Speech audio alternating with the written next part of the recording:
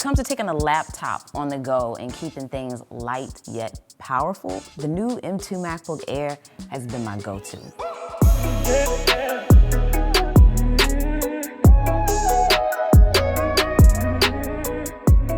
I personally love the form factor of this. Yes, I have the 14-inch MacBook Pro. It's just the lightweightness, I can't even talk, but it's just the lightweightness of this that I think makes me choose this over it, on top of also the power found within it. Now, I've been using this for the past few months and I've done an unboxing of it. I've also done a recap of its release. But in this video, what I wanna do is talk about my personal experience with it, who's it for, and also if I feel like it's worth buying. So the way we're gonna go about doing this is to take somewhat of a sneak peek at a day in my life over time with the new M2 MacBook Air. So I like to start my day when I can with a cup of coffee as I work. Now, I'm personally one of those that when I'm typically getting a computer, I like to maximize everything that I possibly can, especially the storage, because I don't like to work off of an external drive. I like to keep everything as, compact and minimal in terms of the setup as possible. So I'm trying to reduce that cable clutter or just attachments to the computer in general. So yeah, I'm definitely a big fan of as much internal storage as I possibly can. But prior to using this, I was using my 14-inch M1 MacBook Pro, and I will say it's just as powerful as this one, but it's just not as light or thin in design as this one, which for me is a key selling feature because granted, this is 2.7 pounds, I wanna say, and the 14-inch MacBook Air is more so around 3.5 pounds. For me, I'll say it's a noticeable difference when I have something like this in my backpack. Now, it does come in a few different color options, which range from Starlight, Space Gray, Silver, and Midnight, which is honestly my personal favorite, and it's the color option in which I have here. The one thing though that I will say that I don't like is how much of a fingerprint magnet it is, but I mean, that's, just finding something to kind of pick apart, but it definitely does pick up oil on your fingertips really easily and really bad. So you're gonna wanna keep a cloth near to keep it wiped down just so you can enjoy the beauty of it a bit more. But that's also a unique thing about this. It has kind of a bluish grayish tint. So at certain angles, it looks more blue, and other angles, it looks more like a smoky gray. So to me, it's a very unique color, which I personally like. Port-wise, we do have 2 Thunderbolt ports along the side with the MagSafe charging here. So this is magnetized, and I like the fact that this comes with a braided cable that is color matched to the computer. So it's a nice, unique look. And on the opposite side, we just have a headphone jack. Yeah, definitely missing that SD card slot that's found on the 14-inch MacBook Pro. I sometimes will forget the adapter, and that's my saving grace to know that it's already integrated in it. So if this had that, man, it would make this even more top tier for me. But one thing I will say that I noticed in using this is that I was more inclined to get my work done on the go. I know I'm probably gonna annoy y'all with how much I'm saying this, but I just love how light it is. It's somewhat of a more powerful iPad, dare I say, with a whole different ecosystem.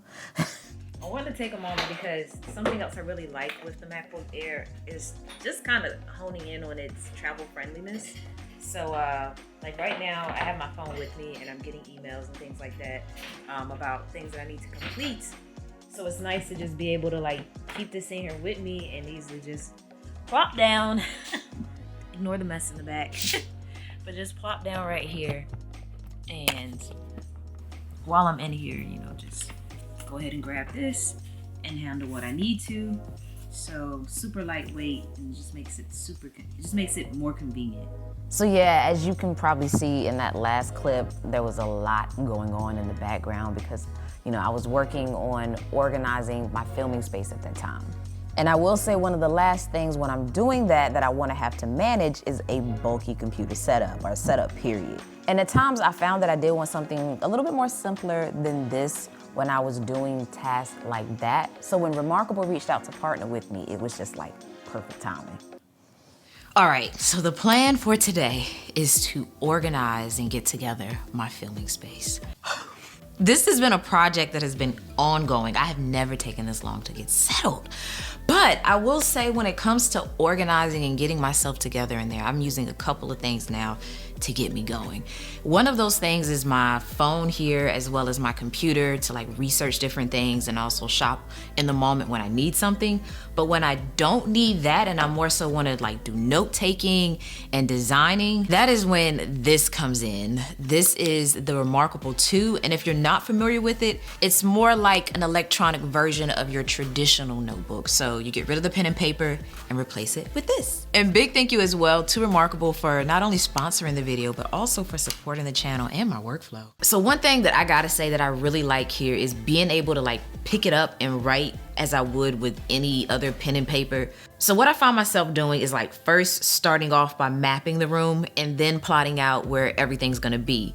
And I'm glad that it's really easy to erase my mistakes by just flipping the stylus over as I would a pencil. So using it feels very natural and intuitive, as I do mess up quite a bit in this particular stage especially. Like I said, the stylus pretty much feels like a pencil, and due to the e-ink technology, it doesn't feel strange when I'm writing with it. It actually feels very natural, and I don't have to worry about where I place my palm or my hand on the screen, as it doesn't interfere with my writing at all. From the home screen, we can access any of the notebooks that I've made, like the one that I use for office planning, or if any of us are pressed for time and we don't want to dig within any of the notebooks, we can always just fire up a quick sheet and use that instead. But I'll say personally, I like this better than pen and paper because everything is kept together in one central place.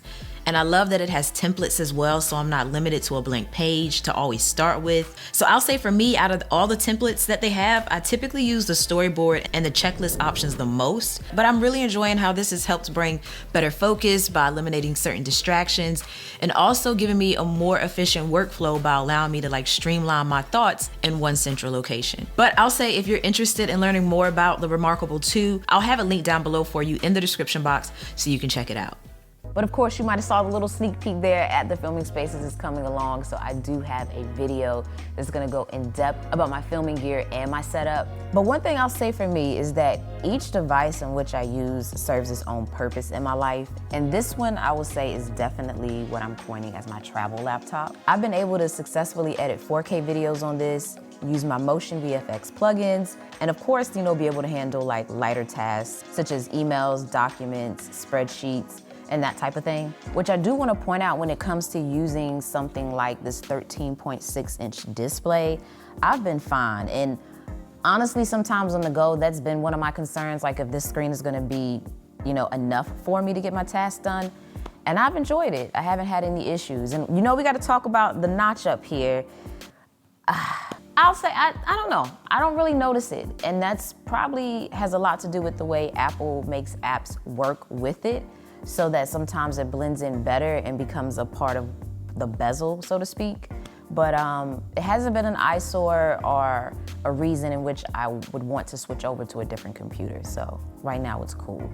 Plus, on top of that, it houses the new 1080p camera, so I have better picture quality, especially during things like my conference calls. But overall, the picture quality and clarity from the display looks great. Colors have been accurately represented, and I haven't found myself annoyed at the workspace in which I have here to get my edits done.